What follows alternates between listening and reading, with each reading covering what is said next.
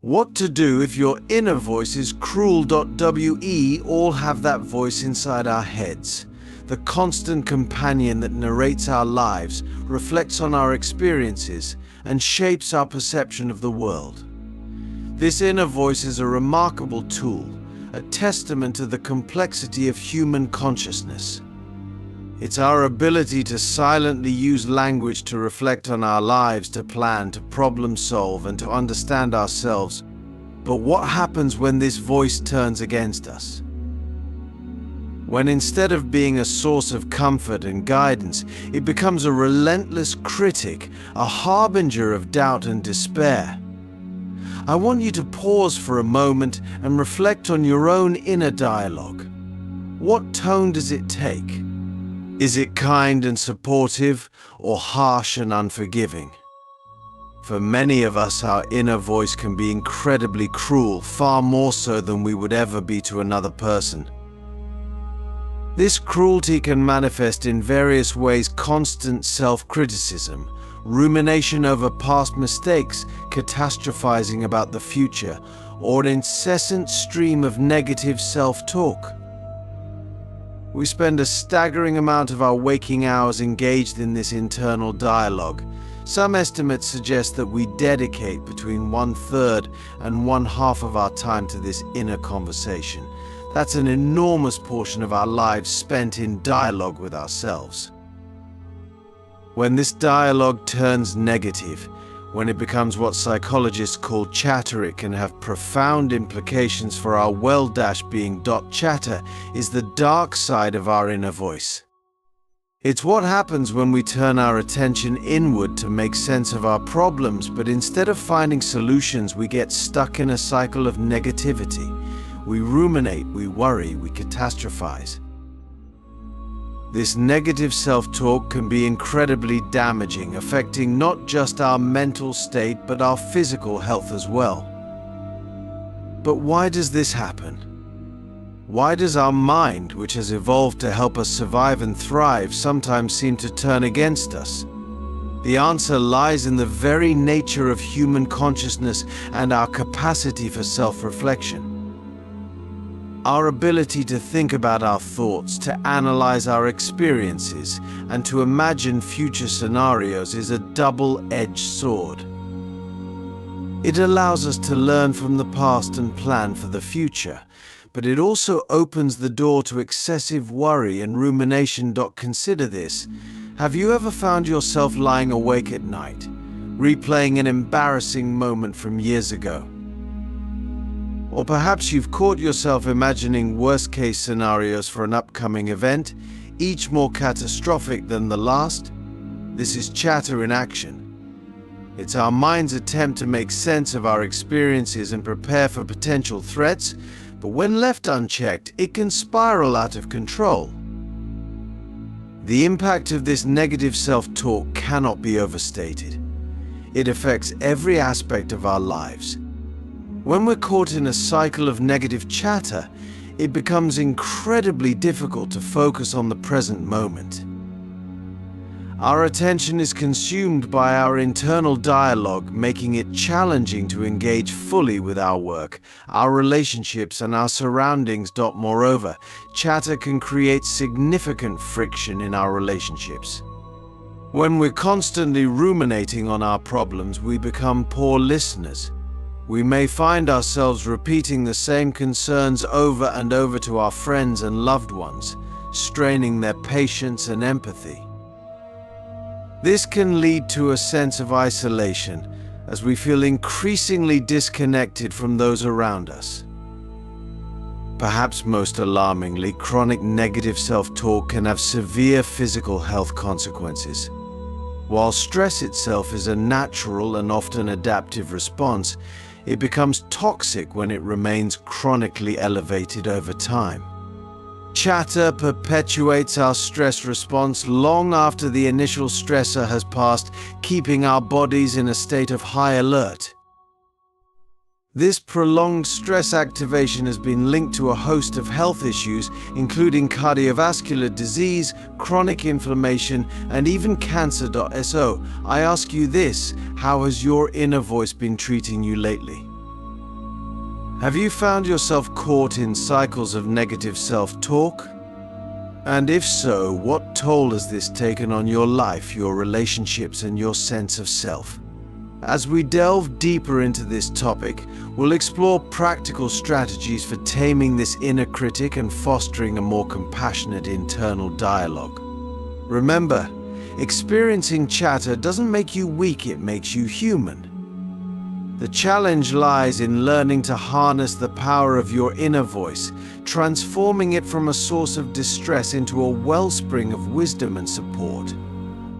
The alchemy of self-talk, transmuting inner turmoil into inner peace. In our journey to harmonize our inner voice, we must first understand that this voice is not our enemy, but a misguided ally. It's a part of us that's trying to help, albeit in a way that often does more harm than good. The key lies not in silencing this voice, but in redirecting it. In teaching it to speak to us with kindness and wisdom, rather than cruelty and fear. One powerful technique for achieving this is what psychologists call distance self-talk. This involves addressing yourself by your name or in the third person, rather than using I, for example. Instead of thinking, "I can't handle this," you might say to yourself, "John, you've got this simple shift in language creates psychological distance, allowing you to view your situation more objectively, as if you were advising a friend." Consider for a moment how you would speak to a dear friend facing a challenge. Would you berate them, tell them they're not good enough, that they're bound to fail? Of course not. You'd offer words of encouragement, remind them of their strengths, and help them see the situation in perspective. This is the kind of inner dialogue we should strive for with ourselves. Another powerful tool is temporal distancing. This involves imagining how you'll feel about your current problem in the future, a week from now, a month from now, a year from now. Will it still matter as much? This technique helps put our current struggles into perspective, reminding us that most things that cause us distress are temporary. Mindfulness meditation can also be a potent antidote to cruel self-talk. By learning to observe our thoughts without judgment, we can create space between ourselves and our inner chatter. We begin to realize that we are not our thoughts, but the awareness behind them. This realization can be profoundly liberating, allowing us to choose which thoughts to engage with and which to let pass by like clouds in the sky. But what about when our inner voice is fixated on real problems that need solving? Here we can employ a technique called mental contrasting. This involves vividly imagining our desired outcome, then identifying the obstacles that stand in our way. By doing this, we channel our inner voice's energy into productive problem-solving rather than unproductive worry. Rituals, too, can be powerful tools for managing our inner chatter. When we feel out of control internally, engaging in a structured, repetitive behavior can provide a sense of order and control. This could be as simple as a morning routine, a pre-performance ritual like many athletes use, or even a mindful tea-making ceremony. The key is consistency and intentionality. As we practice these techniques, it's crucial to remember that perfection is not the goal. Our inner voice will still sometimes be critical or anxious, and that's okay. The aim is progress, not perfection. Each time we catch ourselves in negative self-talk and choose to respond with kindness instead, we're rewiring our brain, creating new neural pathways that make compassionate self-talk more natural over time. I invite you to reflect on this question. If your inner voice were your best friend, how would it speak to you? What words of encouragement would it offer? What perspective would it provide? How might your life change if you could internalize this supportive voice? Remember, the journey to a kinder inner dialogue is just that, a journey. It takes time, practice, and patience. But with each step, we move closer to a state of inner harmony, where our inner voice becomes not a source of torment, but a wellspring of wisdom, courage, and self-compassion. The Symphony of Souls, harnessing collective wisdom to quiet inner turmoil. As we continue our exploration of taming the cruel inner voice, we must recognize that we are not alone in this struggle. Humans are inherently social creatures, and our connections with others can be powerful tools in reshaping our internal dialogue. The symphony of voices around us can help harmonize the discordant notes within. One of the most effective ways to combat negative self-talk is to reach out to others. When we're caught in a spiral of negative thoughts, our perspective often becomes narrow and distorted. Sharing our concerns with a trusted friend or family member can provide a fresh viewpoint, helping us see our situation more objectively. It's as if we're stuck in a maze, and they're looking at it from above, able to see paths we can't. However, it's crucial to be mindful of how we seek support. Merely venting or repeatedly rehashing our problems can actually reinforce our negative thought patterns. Instead, we should aim for what psychologists call co-rumination, collaborative problem solving, and mutual support.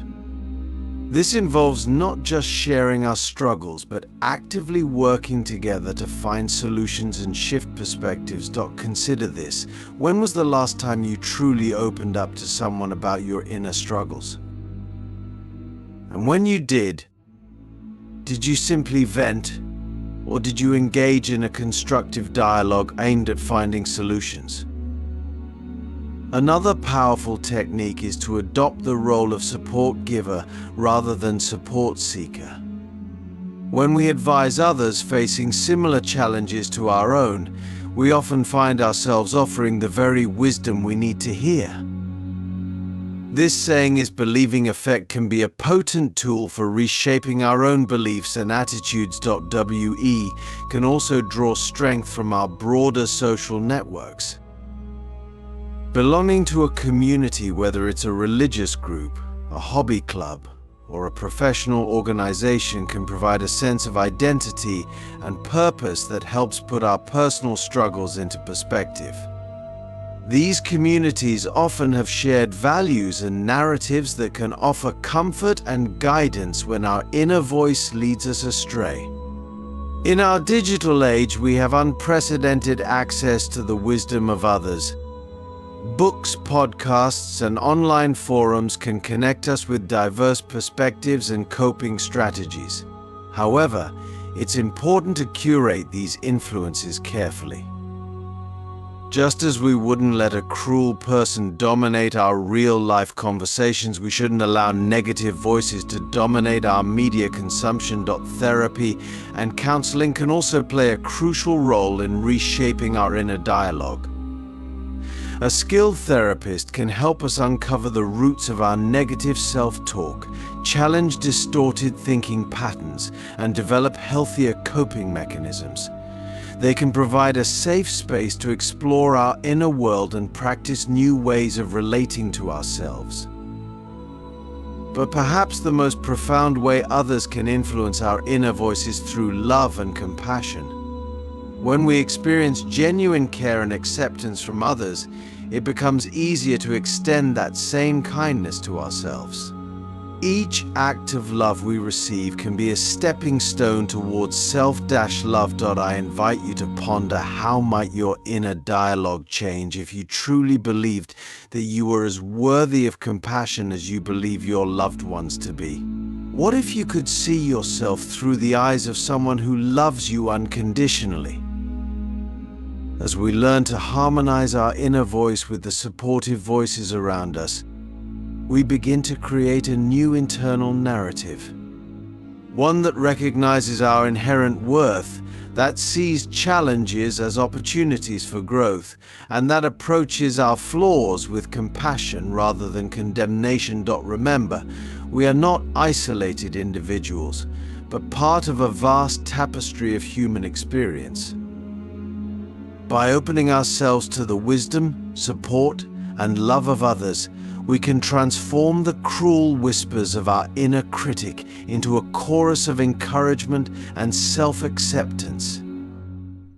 The alchemy of environment sculpting spaces that silence the inner critic. In our final exploration of taming the cruel inner voice, we turn our attention to an often overlooked aspect of our mental landscape, our physical environment. The spaces we inhabit, both natural and man-made, can profoundly influence our inner dialogue, acting as either amplifiers of our negative self-talk or as sanctuaries of peace and clarity.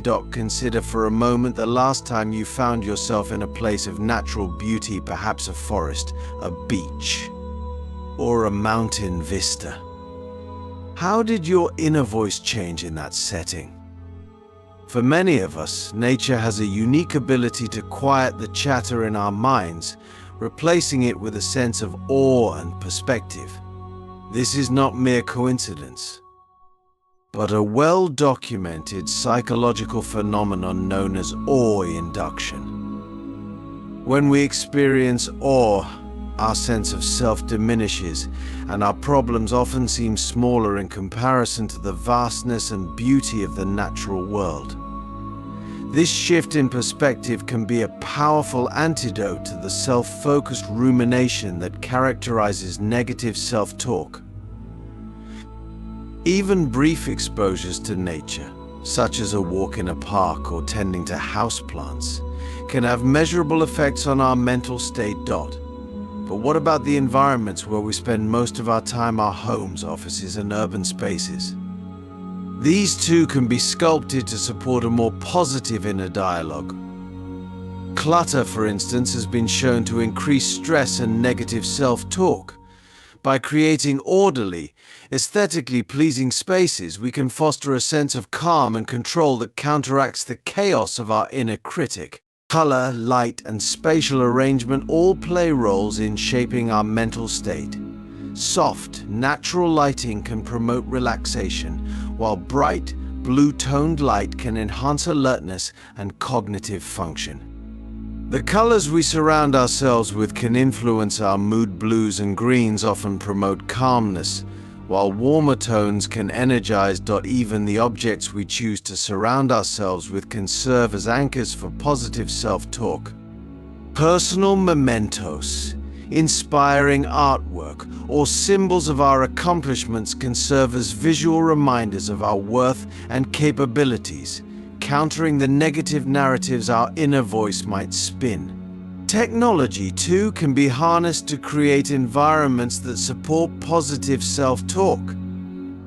Apps that provide guided meditations, ambient nature sounds, or positive affirmations can transform our devices from sources of stress into tools for mental well-being. However, we must be mindful of our digital environments as well, curating our social media feeds and online interactions to minimize exposure to negativity and comparison. One powerful environmental tool for managing our inner voice is the creation of ritual spaces.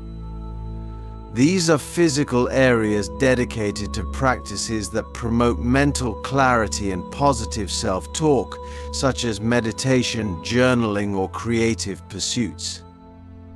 By consistently associating these spaces with positive mental states, we can create powerful environmental cues that help shift our inner dialogue. I invite you to reflect: how does your current environment, both natural and built, influence your inner voice? What changes could you make to create spaces that nurture a more compassionate internal dialogue? As we conclude our journey through the landscape of the inner voice, remember that the power to reshape your internal narrative lies within you. Your inner voice, no matter how cruel it may have been, can be transformed into a source of wisdom, comfort, and strength. It's a journey that requires patience, practice, and self-compassion, but the rewards are immeasurable. By combining the tools we've explored, psychological techniques, social support, and environmental cues, you can create a holistic approach to nurturing a kinder, wiser inner voice. This transformed dialogue can become your guide, your cheerleader, and your companion on the journey of life. In the end, the goal is not to silence your inner voice, but to harmonize it with your truest, most compassionate self. As you move forward from here, carry with you the knowledge that with each kind word you speak to yourself, each supportive thought you nurture, you are not just changing your inner world, but radiating that change outward, contributing to a more compassionate, understanding world for all.